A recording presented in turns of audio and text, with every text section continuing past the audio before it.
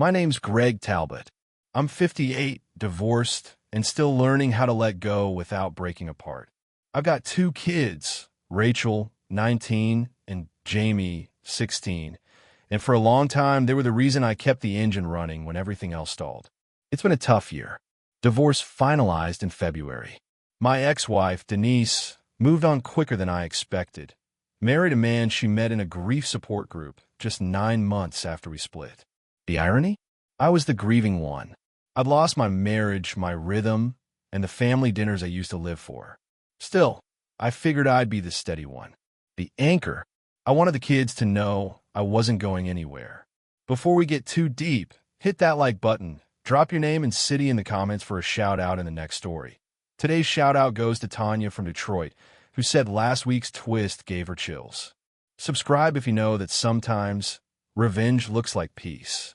So I started saving. Quietly, bit by bit. No big gestures, no announcements. Just small sacrifices, packed lunches, canceled poker nights, sold a few vintage records. I wanted to surprise them with something real, a family trip. One last memory before Rachel left for university and Jamie drifted into adulthood. Ichuza, Barcelona.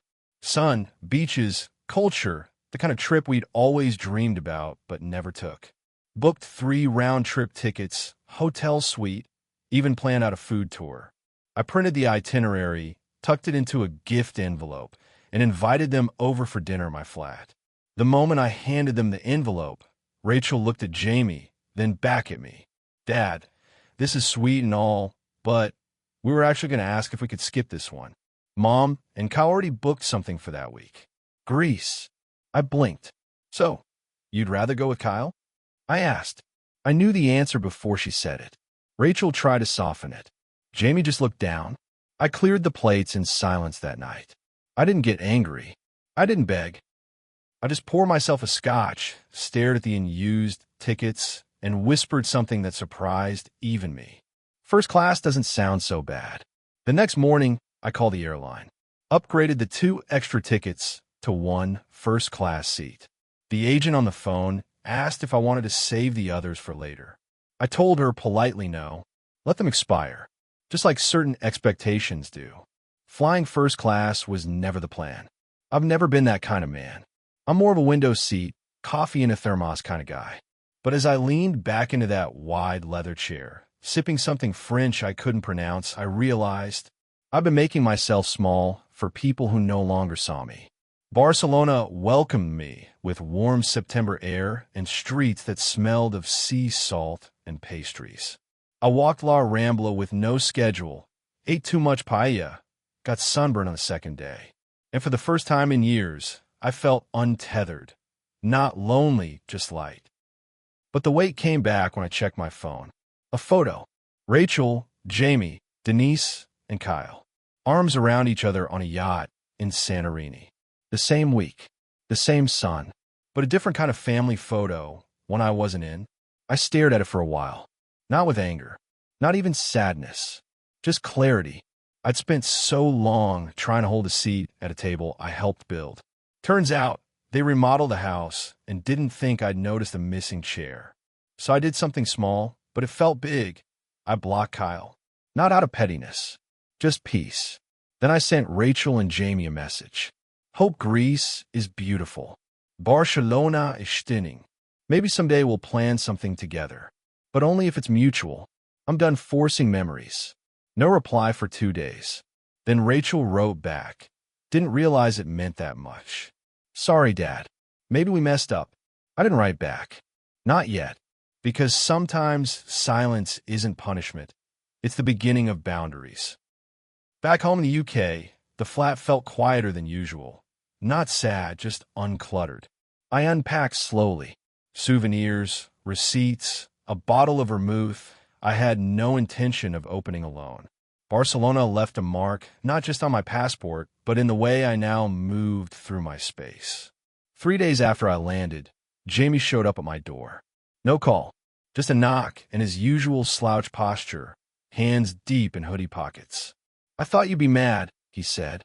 I let him in without a word. He sat on the couch like he used to when he was 10, knees pulled up, nervous energy. I didn't really want to go with Mom and Kyle, he mumbled. I just didn't want to disappoint her. She makes everything a guilt trip. And Kyle, he's not bad, but he's not you. That hit different. I made tea. Jamie doesn't drink scotch. I didn't want him to. Then he said something that pulled the rug out from under me. She told us you didn't want us anymore, that you were going off to find yourself, that you needed space. I leaned back. The full weight of the manipulation finally settled. So that's what she told them. Not that I saved for months. Not that I planned something for us. Just that I was selfish. No wonder they hesitated. I showed Jamie the receipts. The original 3 tickets. The hotel confirmation with all our names. The printout of the food tour. His hand shook as he held the papers. She lied, he said quiet. She did. I answered. But now you know. And now you choose what to do with that. Rachel texted me later that night. A real message this time. No emojis, no fide. Jamie told me. I feel sick. We were wrong, Dad. Can we talk? I didn't reply right away. Not to punish. To protect. Because the next move? That would define whether I just had a good trip or started a new chapter. I met Rachel at a small cafe near the train station. Neutral ground. She hugged me the second she saw me. Not the quick, polite kind, but the kind kids give when they're still your kids, even if they forgot for a while. I'm sorry, Dad, for not asking questions, for believing her version of things. I nodded, sipped my coffee. I wasn't looking for groveling. I was looking for recognition. That was enough. She said you didn't want us, that you were tired of parenting. She said that because she wanted a clean rewrite, I replied. One where guilt doesn't travel with her. But the truth was never complicated. Ratch. I just wanted to give us one good memory before you flew off into adulthood. But maybe this was the memory we were meant to have. She looked away, blinked fast. Then came the question I half expected. Can we try again? I told her yes. With conditions. Not out of pride, but principle.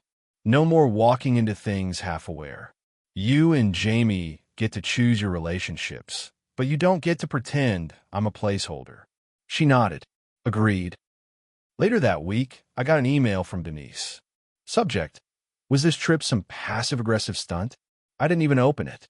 I forwarded it to my spam folder, poured myself a glass of wine, and started planning another trip, this time just for me. Japan. Autumn. 2 weeks. But before I booked anything, I received a notification, a post from Rachel.